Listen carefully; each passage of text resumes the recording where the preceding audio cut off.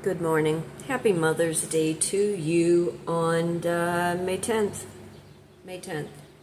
Going to lunch with my boys this afternoon. I had a few minutes. Actually wrote out a chapter in my next book, Seaside Shore, and I'll kind of read it to you. It has been an odd couple days. I've been home, been trying to do things in the yard. We've had this major storm again, 2 nights in a row. But let's talk about the dress. And I promise you, on the line, I look like I'm an Oompa Loompa. I'm not. I'm a size 8.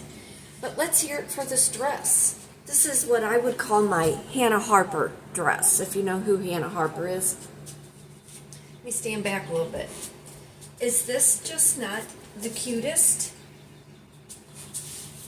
$5, Plato's Closet. In fact, when I graduated high school, a long time ago, had a dress, same style, wore it off the shoulders. It was buttercream yellow. Maybe that's why I like this dress. But how about that? Love the paisley, that's my blog, Pretty in Pink, Perfect in Paisley, which I haven't written on in a while. I figure it's easier to do live or make video because I get it out of my brain, where if I have to write it out, it lingers with me days on end. And when you are trying to heal from all kinds of things, anything that lingers, you want to get it out. And usually once I say something, I forget I've even said it, and I have to go back and look.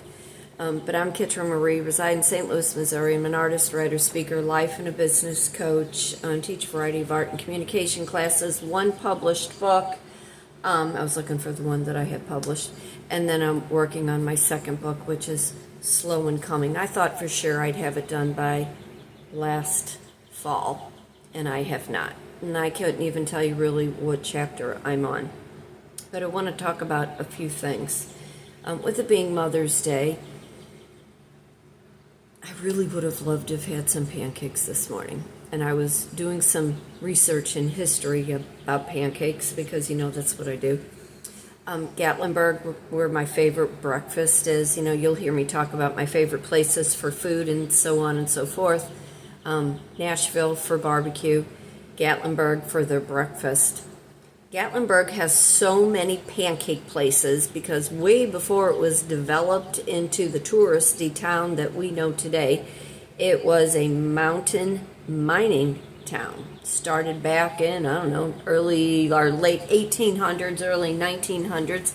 And all of those miners, I'm going to try to get comfortable, all of those miners needed to eat. And they did everything back in those days in a pancake form. So when they were starting to build Gatlinburg to the tourist center that we all know, tourist trap that we all know it is today, that's why you see so many breakfast and pancake places in Gatlinburg. It stays very true to the history of the people that lived there, worked there, and began their lives there. So how about that? Bet you didn't know that little tidbit about Gatlinburg.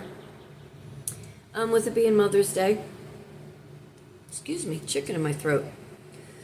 With it being Mother's Day, I went out and bought myself a few little things, but okay, first, let's talk about this. Remember when I had said there were pieces out of my hair, and she had a very good vision when she went to go cut it. It just was probably not the same vision as mine, and now pieces of it are breaking off. So the Amazon has these hair pieces. It wasn't very expensive at all. Girls, from bleaching and over highlighting, and you're looking for your hair to be more filled in, because I've got just 2 extensions in. Comes in a variety of colors. Like I said, I hope I have enough memory on my phone. Between Google saying I'm out of storage and my phone saying, hey, you've had this phone now 7 years, it's time for a new one. But anyway, I wanted to show you this because this is, I swear, I don't think I paid but $20-something, and I got 4 different pieces, and it comes with different clips if you lose the clip on it. But you can get your color. It's exactly matches the color of my hair exactly. So, and it just has those little clips. You just, pop it open, slip it in, tease, slip it in, and then clamp it. A godsend. Amazon, look them up. Hair pieces, seamless, beauty, effortless, confidence. This is 10 inches in length. It's perfect. It fills in that gap that I'm missing. So, anyway, rush out and go to the Zon and go get yourself some. I have all kinds of things to show you this morning. And then I'm going to read you that chapter that I wrote. Kind of impressed with myself, if I must say.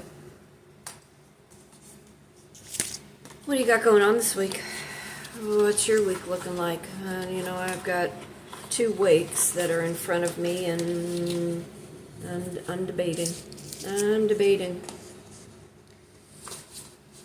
I know at one there will be certain people I don't want to see. I almost feel like I need a bodyguard, but I'll deal with it. Just as long as they keep their distance and stay far, far away from me, it'll be fine. The other one, I don't know emotionally how I'm going to handle it, knowing my family is getting smaller and smaller as we go. But, I've been on this orange blossom kick, and ran over to Marshall's the other day and got this sweet orange hand soap. And then a few weeks ago, Suave, I think, has a body soap that's an orange blossom and orange citrus. When you're going to clean your tub and your sink and you use that, oh my stars, it smells wonderful. And then this is, it's Italian, but it's an orange soap that I got that for myself for Mother's Day, and that's in the shower. And do you remember when I was talking about the other day when I was getting ready about the foot scrub that I use on my face because I exfoliate and no wrinkles at almost 65? This is it.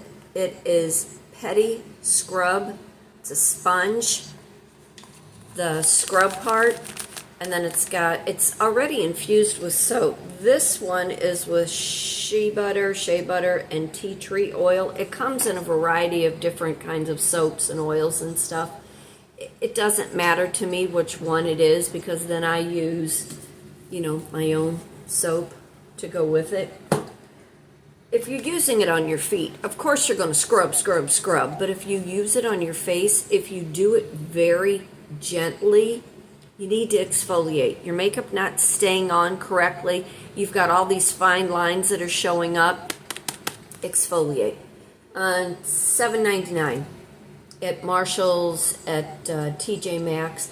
Marshall's was out of them for the longest time, so this time I bought 2 of the 2 packs. I swear by it. I promise you it works. Just don't go in abrasive like you're working with steel wool. It is a scrubby. You just have to be somewhat gentle on your face and use your favorite soap or lotions or whatever you use to cleanse your face, but you will love it and you will thank me for it. Then I went and bought, it's not orange blossom-y enough though. I still need to get up to Herbaria on the hill. This is a citrus blossom herbal body moisturizer, vitamin C. This was more than I wanted to spend, and I was hoping it would be full body scented, and it's not. This, I think, was $15. Not impressed, but it does the job. And you need to hydrate after you've gotten out of the shower, after you've exfoliated real good. I say it smells like a baby aspirin. Remember what baby aspirin smells like? That orange kind of, but the scent doesn't linger, and it smells good. I'm just not real impressed with it. So if you come across an orange blossom or an orange citrus, not grapefruit and not lemon, although sometimes I get on a lemon kick, let me know where it's at. Again, this is dermatologist tested hemps Marshalls, and it came in a variety of different scents if orange blossom isn't your thing. Okay, I'm trying to move all this out of the way because I got a lot. Got a lot. Okay, my counterpart girl that I work with, God love her, she's just turned 30.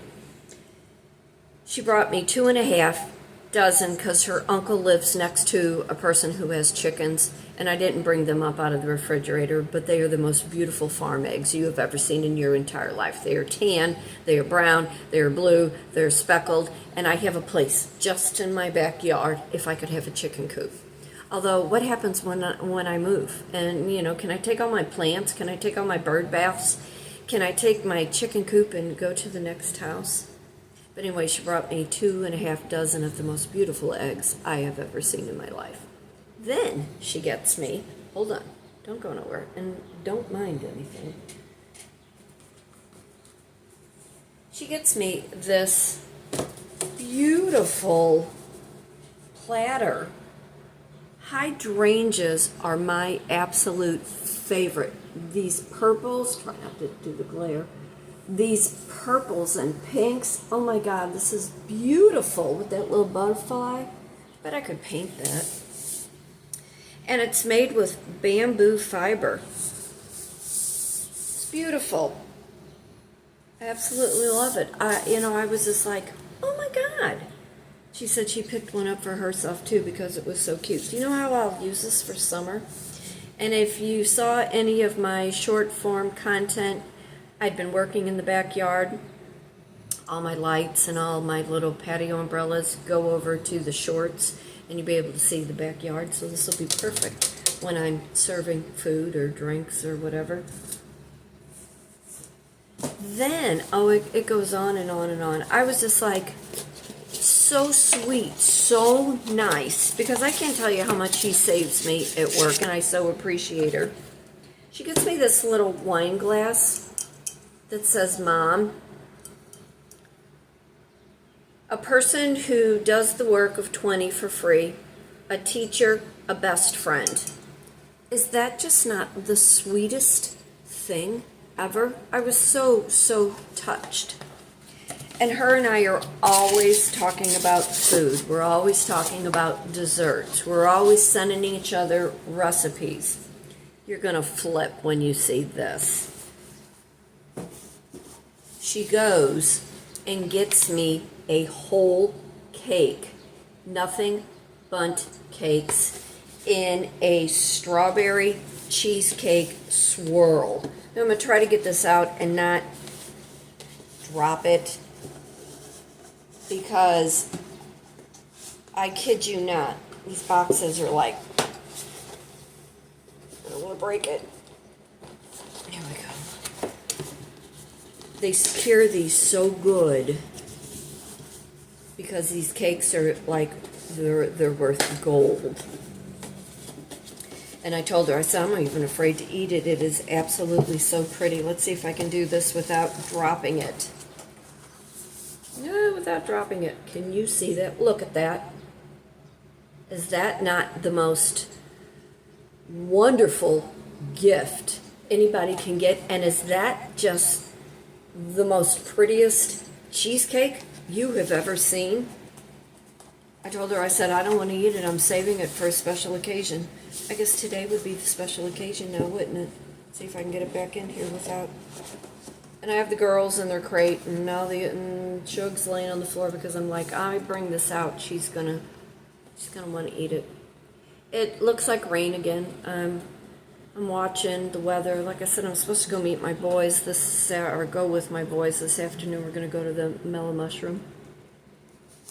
Although Tyler, the youngest, brought home another pizza last night, and I don't know if you can see it, but I got bit by something. I was in the yard. It burns and stings so bad. I think it was a sweat bee, you know, those little bitty fuckers that, you know, you're sweating and they land on you. And oh my God, like my neck is burning. I've had like a cool rag on it. I've had an ice cube on it. And I'm like, and I'll probably end up wearing my hair up. I will kind of curl it. Like I said, I've got those 2 hair pieces in here to make my hair look fuller. But those have been like my gifts to myself and what my counterpart at work got me, and I'm just totally, totally touched. You know, the little things that you do that mean the most to people, and they appreciate and they show their appreciation for you. I am blessed. I am blessed. And with the way that I've been working in the yard, trying to get the yard all to, going, with the 2 losses this past week, it's the little glimmers in life, that mean the most. And you have to make the most out of everything that you do and all of your efforts. And a lot of efforts go unnoticed. And it's not that they go unnoticed, it's just life happens. And you have to look at circumstances, you have to look at surroundings. And too many times things go on where there's not enough thanks or appreciation. So whoever you're spending today with, or whatever is going on in your world, appreciate the moment, appreciate the small efforts, appreciate where you've been and how far you have come, because you're not the same person you were 5 years ago. You're not the same person you were 10 years ago. With each year, you grow, you evolve, you become a better version of yourself. Or at least that's the way it's supposed to be. And if you have a gift, if you have a talent, it's meant to share, to become a mentor in one way or another. Whether you're a mom, whether you're a father, whether you're a brother, sister, aunt, uncle, a person, boyfriend, girlfriend, husband, so on and so forth. You do the best you can with what you have to work with, and you hope that your efforts are all appreciated. And then don't confuse that with that transactional love. But I did this for you, so therefore, while you were scrambling and groveling on the ground trying to get your life together, how dare you not be there for me when I need something. So understand what real appreciation and thankfulness looks like versus transactional love. I talk about that in my vision board class. The relationships or the situationships or the family dynamics. But I did that for you. Because you did that for me, I greatly, greatly appreciate, but I'm still, struggling. So therefore, if you're not getting or needing or hearing what you want to make you feel good at the same time, we're in 2 different places. Was texting back and forth this morning with my grade school, high school best friend. We're still trying to figure out this whole week thing this week. And she says, what time do you want to pick me up? You want me to pick you up? And I'm like, I don't want to go. I don't want to be there. I just don't. And she says, she had been working so much, 183 hours this day, that day, a week, a month, I don't know. Now, mind you, I have 2 jobs. Plus, I have my side hustle that I'm trying to rebuild. I'm not motivated and driven by money like most people. And I think about that and I struggle with that all the time. I happen to be one of those types of people that purpose, me having a purpose and leaving some kind of a legacy behind. And that might be because my mom, who you see up there in that little corner up there, she died at the age of 31. She was a victim of domestic violence, but that's not really what took her life. A blood transfusion that went terribly, terribly wrong. In 1968, they didn't do all the tests for matching blood transfusions at that time.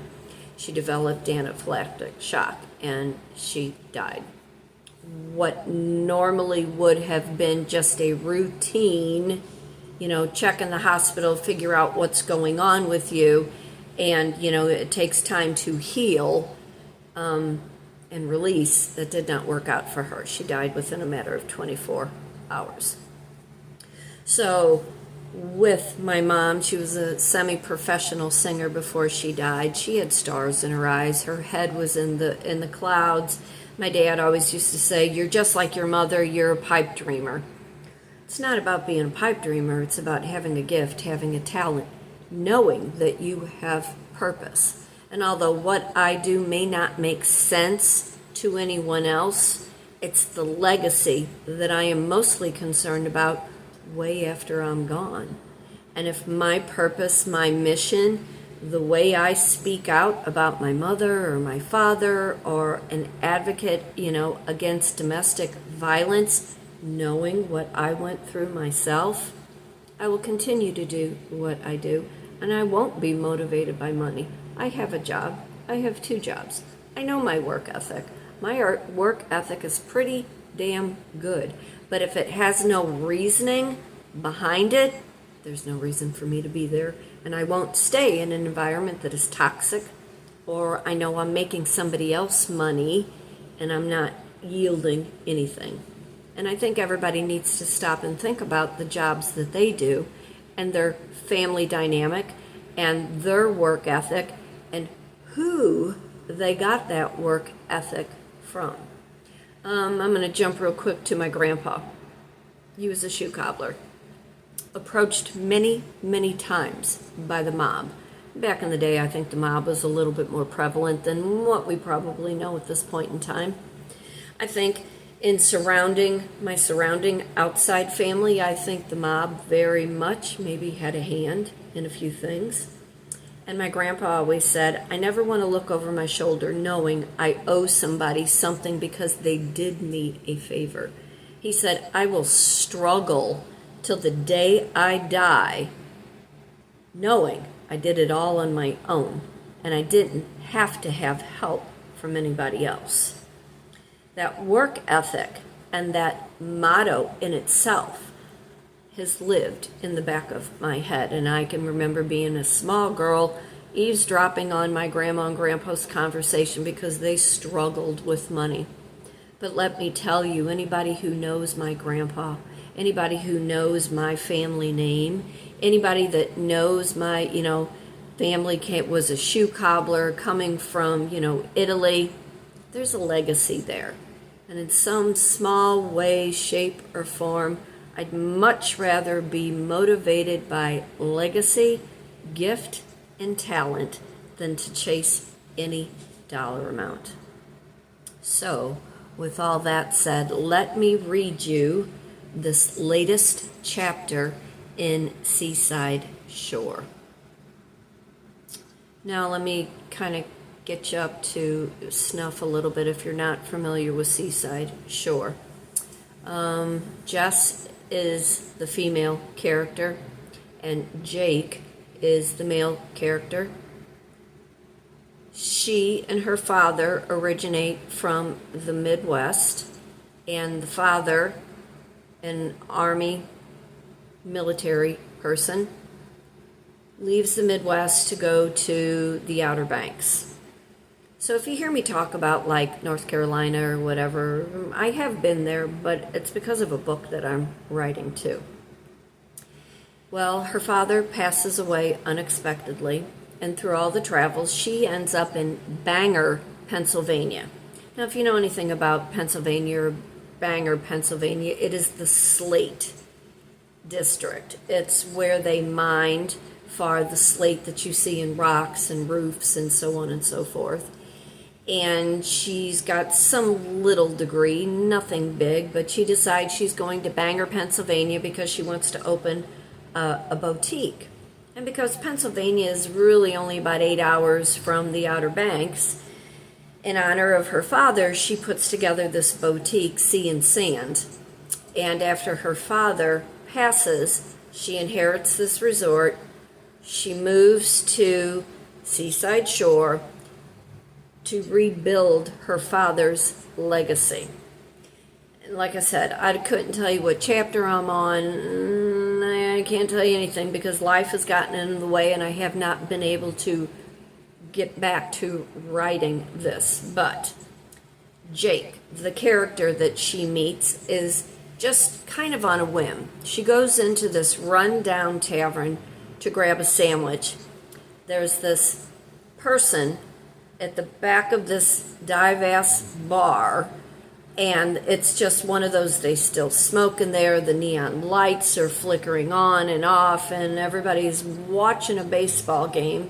Nobody's really paying attention to her, but there's poker machines in the back of this dive-ass tavern.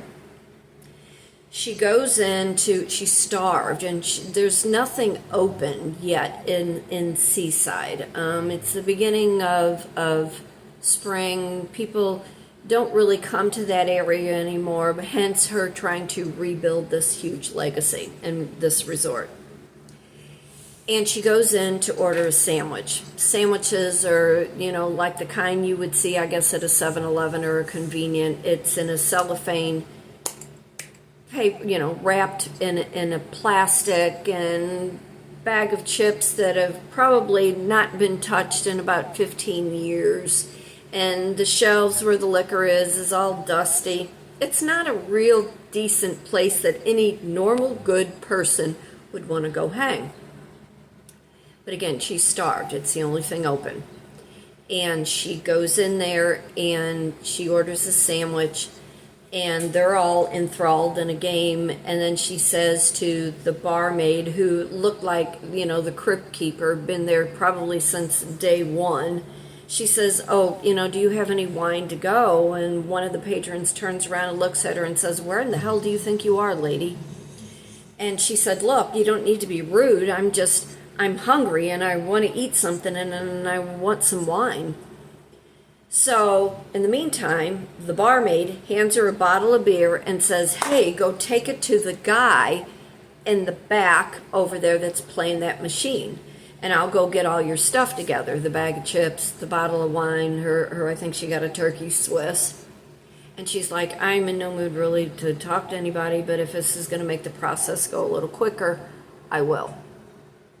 So she goes over there and she's standing there, and she's got, the bottle of beer, and the guy is not paying any attention. He's got an ashtray there with about 40 cigarettes that he had put out.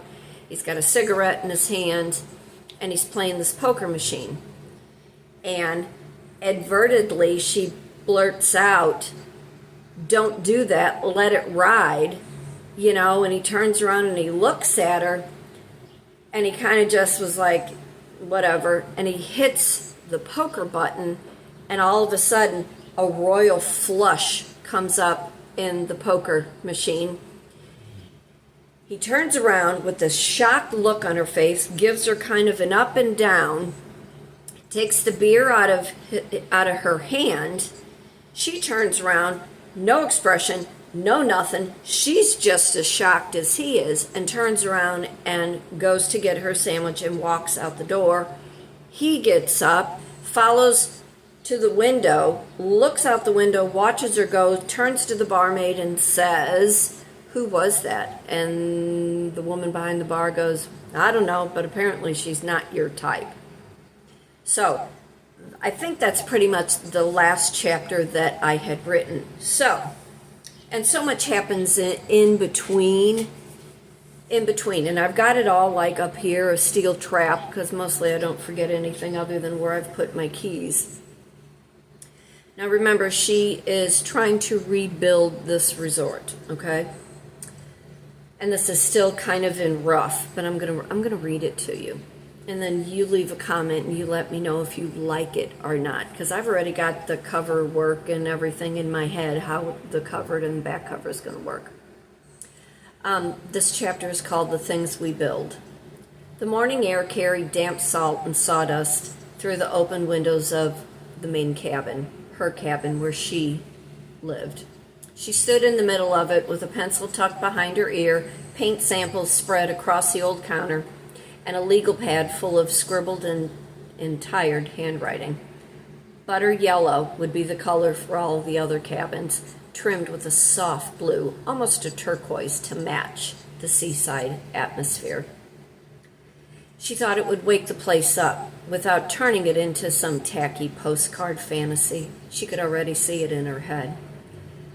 She had hoped families would be sitting outside with their paper plates of shrimp boils and string lights glowing against a summer sky, music drifting from the tiki bar, while tourists wandered barefoot through the sand. She could see it, that parquet dance floor that her dad insisted on putting out there. It needed to come to life again, and she was going to make sure it came to life. Life. Not survival, not barely hanging on beneath peeling paint and rusted hinges, not old men sitting in a dark tavern waiting for time to pass. This place deserved momentum again, energy and possibility. Jess leaned back against her counter and rubbed her temples. She had just left days before the chamber meeting earlier in the week, and it still sat heavy in her mind. Brochures, permits, tourism, percentages, seasonal projections. Half the room had looked at her with polite skepticism, the other half quiet with amusement. A woman from Pennsylvania fixing up an old forgotten resort? Who did she think she was? They laughed. They smirked. Good luck with that. But they did not understand. They saw renovation. Jess saw resurrection. Her father had not moved to Seaside Shore just to disappear quietly into the ocean breeze. He came there chasing something. Freedom, maybe. Redemption, peace, perhaps all three. The tragedy was not that he had failed. The tragedy was that somewhere along the line he had stopped believing he deserved to be saved for himself. It was almost like it was Jake. Jake did the same thing. And Jess exhaled sharply at the thought of him. He frustrated her in ways that she could not explain rationally. 1 minute capable and precise, the next emotionally absent, like someone had flipped a switch inside of him. She'd begun noticing the pattern more clearly now, the disappearing acts, the emotional retreat, the moments something required vulnerability and accountable. Work, leave, return, repeat. As if a relationship were jobs he could clock in and out of. She looked out towards the dunes where the wind bent the seagrass sideways. Jake understood machinery better than people. He knew how to fix generators, engines, panels, plumbing lines. He understood systems that had order, hierarchy, and instruction. But emotion dismantled him. The more she observed him, the more she realized his life had been built entirely around structure, private school, military, offshore rigs, every environment built on rank, routine, and obedience. Places where rules replaced intimacy and performance determined worth. He did not know how to exit outside of the systems that told him who he was. That realization hurt her more than she expected. Because beneath the stubbornness and the avoidance was a man who had likely spent his whole life trying to earn love through usefulness, a man who confused discipline with identity, a man so conditioned to survive emotionally barren environments that tenderness now felt like a threat to him. Jess looked around the resort again, the peeling paint, the warped floors, the rusted fixtures, the plumbing barely hanging on, broken systems, and somehow she understood buildings better than people too. You could rebuild a place if the foundation still held. People were harder, especially people who refused to admit they were collapsing. Jake moved through life like a man trained, never stopped long enough to feel the pain, numbing himself with routine, cigarettes, exhaustion, and silence, calling it independence when it was really isolation wrapped in discipline. That was the moment that hit her fully. He was not avoiding her. He was avoiding himself. The realization sat heavy in her chest. Outside, waves crashed steadily against the shoreline, relentless, tireless, wearing everything down eventually. Jess closed her eyes briefly. The resort was just not a business venture anymore. It was becoming something far more personal. Every board replaced, every wall painted, every room restored felt symbolic of something larger happening beneath the surface.